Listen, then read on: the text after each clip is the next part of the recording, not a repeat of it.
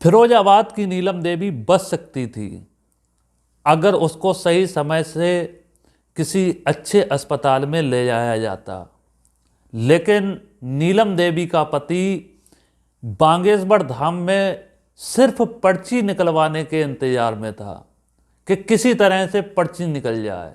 वही पर्ची जो एबीपी के रिपोर्टर ने निकलवाई थी, और पर्ची निकलने के बाद इस एबीपी के रिपोर्टर ने बाबा का जयकारा लगाया था। लेकिन बागेश्वर धाम में नीलम देवी का पति सिर्फ इंतजार करता रहा कि बाबा का दरबार लगे और मेरी बीवी की पर्ची निकले और उससे समस्या का समाधान हो।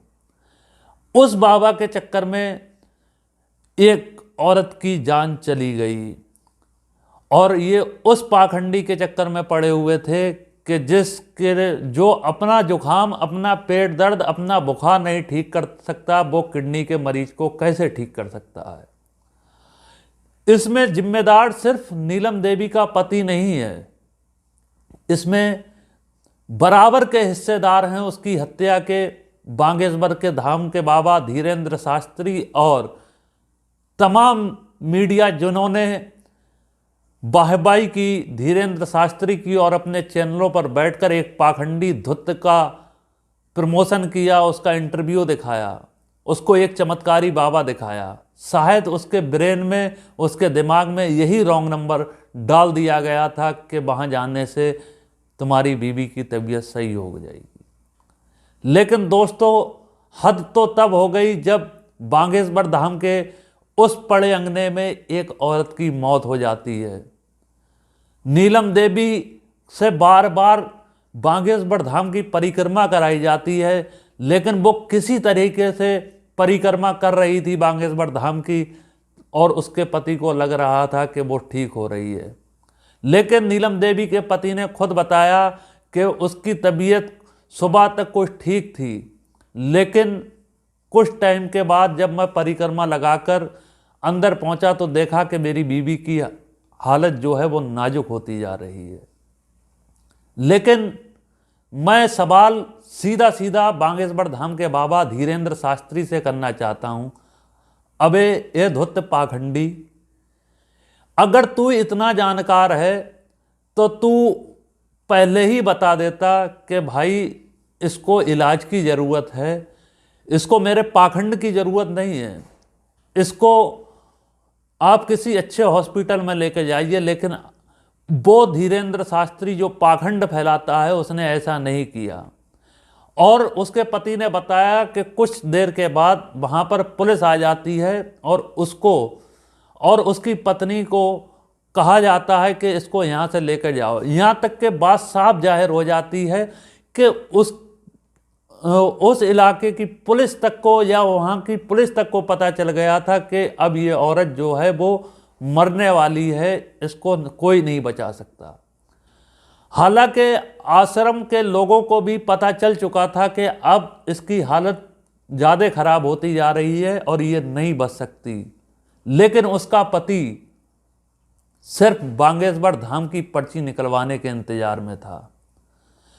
मैं इसकी हत्या का आरोप सीधा सीधा बागेश्वर धाम के बाबा धीरेन्द्र शास्त्री पर लगाता हूं, जो कहते हैं कि मैं बता सकता हूं, पर्ची पर लिखकर दे सकता हूं कि इसके दिमाग में क्या चल रहा है, इसको कौन सी बीमारी है, ये कैसे ठीक होगी।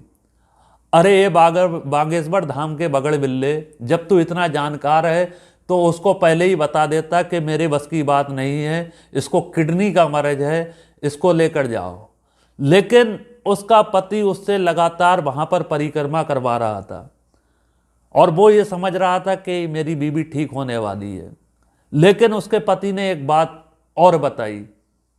वो बात ये थी कि उसको आश्रम से निकाल दिया जाता है और एक गाड़ी में डालकर उनको आश्रम से बाहर लेकर जाते हैं, और वो गाड़ी तकरीबन 2 घंटे तक एक जंगल में खड़ी रहती है। लेकिन वो सवाल करता है बार बार कि भाई मेरी बीबी को हॉस्पिटल या अस्पताल में लेकर जाया जा, तो उसको बहाने दिए जाते कि एम्बुलेंस आ रही है। लेकिन एम्बुलेंस आती है और उसके बाद वो अपनी पत्नी को एक हॉस्पिटल के अंदर लेकर जाता है, लेकिन उसकी पत्नी को वहां के डॉक्टर मृत घोषित कर देते हैं। इसकी जिम्मेदारी सिर्फ उसके पति की, उसकी मौत की जिम्मेदारी उसके पति की नहीं है, उसकी जिम्मेदारी उन तमाम मीडिया कर्मियों की है जो इस बाबा का जयकारा लगाते हैं, अपने टीवी चैनलों पर बैठकर उसका प्राइम टाइम शो दिखाते हैं, उसके पाखंड का लगातार प्रचार करते हैं। बराबर के हिस्सेदार हैं मीडिया कर्मी भी। क्यों ना इस बांगेश्वर धाम के बाबा और इन पत्रकारों पर हत्या का मुकदमा चलना चाहिए, क्योंकि देश के अंदर मीडिया के लोग ऐसा पाखंड फैला रहे हैं। और बात क्या है कि वो बाबा सिर्फ बात देश में हिंदू राष्ट्र घोषित करने की बात करता है, लेकिन बात वो नहीं है। नीलम देवी के पति के ब्रेन में एक रॉन्ग नंबर डाल दिया गया था, उसके दिमाग में घुस दिया गया था कि अगर तुम अपनी पत्नी को बांगेश्वर धाम की परिक्रमा करवाओगे या बांगेश्वर धाम के धीरेन्द्र शास्त्री से पर्ची निकलवाओगे तो तुम्हारी पत्नी ठीक हो जाएगी। लेकिन बांगेश्वर धाम के बाबा अपना जुकाम तो ठीक कर नहीं सकते, वो दूसरों की किडनियां क्या ठीक करेंगे।